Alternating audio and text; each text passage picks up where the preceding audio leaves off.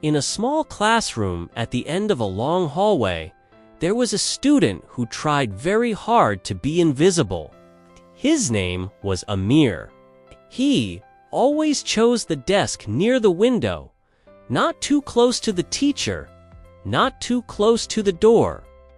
When the teacher asked a question, his eyes went down to his notebook. When students worked in groups, he smiled politely and used as few words as possible. It was not because he was lazy. Inside, Amir had many ideas. When he walked home alone, he could explain his thoughts in long, clear sentences. In his head, his English was strong. But when he had to speak in front of other people, his voice became small and shaky.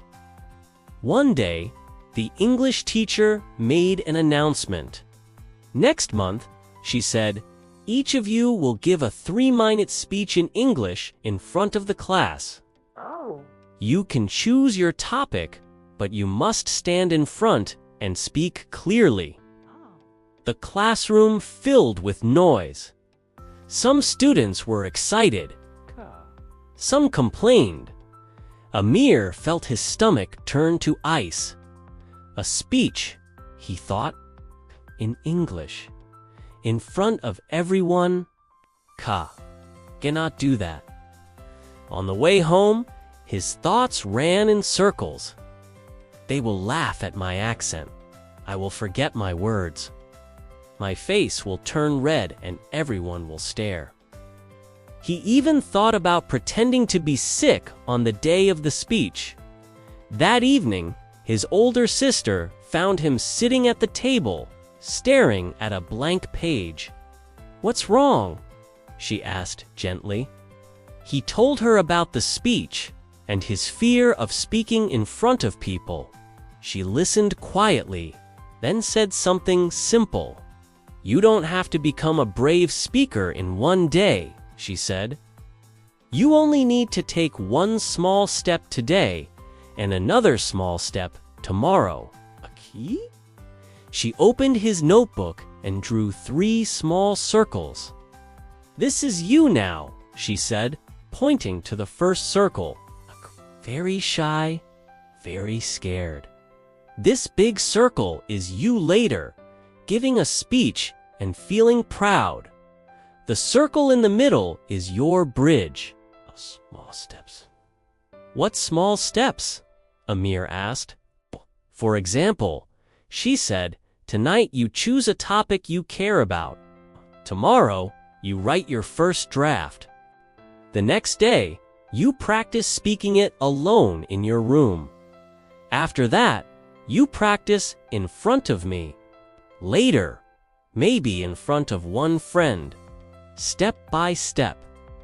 For the first time, the speech did not feel like a huge wall. It felt like a hill he might climb slowly. He chose his topic, "How playing football taught me about teamwork." It was something he understood, something from his own life. The next evening, he wrote his first draft. His sentences were not perfect, but they were honest. He read them aloud in his room. At first, the words felt heavy in his mouth. He stopped many times and tried again. The second day, he read the speech in front of the mirror. He watched his own face and saw how his eyes went down when he was nervous. He practiced looking up, even for 1 second. On the third day, he stood in front of his sister. "Only 3 sentences today," she said. "You don't have to do the whole speech yet." He spoke 3 sentences. His hands shook. His voice wobbled. But he did not run away. Day by day, the 3 sentences became 6, then 9, then the whole speech. Sometimes he practiced with his sister, sometimes alone. Each time he practiced, The fear was still there, but it felt a little smaller, like a shadow under the sun. Finally, the day of the speech arrived. His teacher's voice was calm. Who would like to go first? Not Amir, he thought quickly. Go. But as other students spoke, something surprising happened. Go. They also made mistakes. Go. One girl forgot a part and had to check her paper. A boy pronounced a word in a funny way and everyone laughed. But then they clapped. The world did not end when someone was not perfect. When the teacher called his name, Amir felt the old fear jump up. His legs were heavy, but he stood. He walked to the front. His heart beat loud in his ears. For a moment, his mind went blank. Then he remembered the small circles in his notebook and the many quiet nights of practice. You do not have to be perfect, he told himself. You only have to share your story. He took a slow breath. Hello, he began.